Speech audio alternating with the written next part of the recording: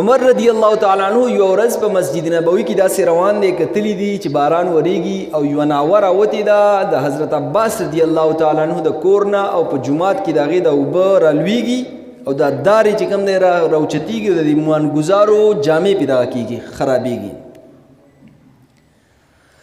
حضرت عمر رضی الله تعالی عنہ چې دا ولیدل چې یاره د دې ناوې د وجې د ایمانګزارو ته تکلیف دی نو چاته یې ویل دا ناوه راکوزه کوي دا لرې کوي دې ځینه. حضرت عباس رضی الله تعالی عنہ ته پته ولګېدله چې عمر رضی الله تعالی عنہ زما د اجازت نه بغیر زما د کور ناوه کوزه کړې ده نو ډېر زیات غوسه شو او سیده لاړ دا وخت چې کوم چیف جسټس و ابی ابن کعب رضی الله تعالی عنہ عدالت ته ډایرک لاړ او هغه ته ویل چې یاره امیر المؤمنین عمر رضی الله تعالی عنہ زما سره دا کار کړی دی زما د اجازت نه بغیر زما په عدم موجودګۍ کې زما د کور ناوه رایستې ده. ابی ابن کعب رضی الله تعالی عنہ ورته فرمایلی دي چې خفه کېږه مو ته اوس عدالت کې انشاءالله تا ته به انصاف میلاو شي. جواب یې لېږلی دی په امیر المؤمنین عمر رضی الله تعالی عنہ پسې چې زر عدالت ته حاضر شه.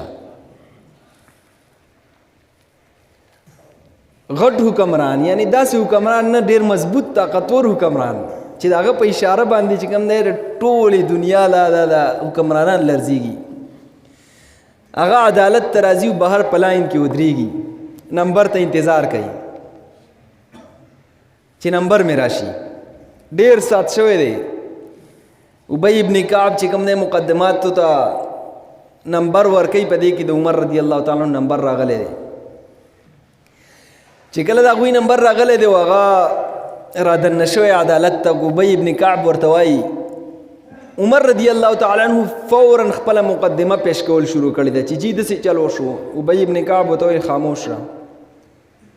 ستا نمبر نه دی اول به مدعي خبره کوي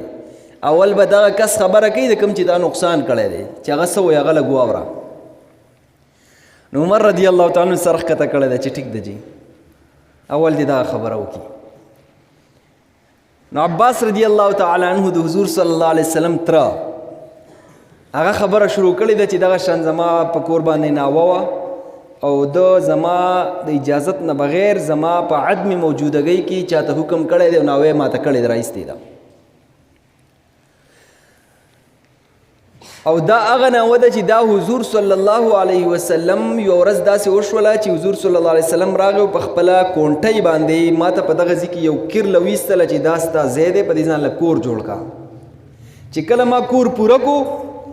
او د ناوی نمبر راغی نو ما د حضور صلی الله علیه وسلم نه تپوس وکړو چې ما ته داسې د اوبو د رایستو لپاره د ناوی ضرورت دی او زه یې په دې ځای کې لګول غواړم. نو حضور صلی الله علیه وسلم ما ته وویله وی حضور صلی الله علیه وسلم په خپله ټیټ شو او عباس رضی الله تعالی عنہ ما ته وویل چې زما په دې اوږه ودرېږه او په دغه ځای کې ناوه ولګوه. نو عباس رضی الله تعالی عنہ وی په هغه وخت کې خو ما د خپل وراره یعنی حضور صلی الله علیه وسلم منې کو چې زه ستا په اوږو نشم ودرېدلی خو حضور ویل چې نه نه زما په دې اوږو ودرېږه او په دغه ځای کې د ناوه ولګوه. حضور صلی الله علیه وسلم په حکم باندې دغه په اوږو باندې زه ودرېدم او ما په دغه ځای کې دا ناوه لګولې وه د هغه په اجازت سره او دا راغی او زما د اجازت نه بغیر د دغه ځای نه دا ناوه رایستې ده. رنګ والوتو په جړا شو د سترګو نه یې فورا اوښکې روانې شولې سر یې ښکته کو عدالت کې ولاړ دی جاړي او ډایرک دغه ته وایي عباس رضی الله تعالی عنہ ته وایي ته راوځه زما څه زر هغه ورته وایي ولې وایي ته راشه که نه وایي زما په اوږو ودرېږه زر دا ناوه واپس ولګوه. هغه ورته وایي څنګه وایي ستا په اوږو نه ودرېږم وایي زه به بل څه وکړم وایي نه نه زما په اوږو به ته ودرېږې دا ناوه به لګوې ما د حضور صلی الله علیه وسلم لګېدلی سیس ما مات کړی د عمر دومره جرأت چېرته دی او روان شوی دی وقه شانې لاسونه لګولي دي رکو ته شوی دی او عباس رضی الله تعالی عنہ خپل اوږو ته خېجولی دی ولته ناوه لګولې ده. دا هغه شخصیاتو چې د حضور صلی الله علیه وسلم هغه مینه او محبت یې په زړونو کې دومره راسخ و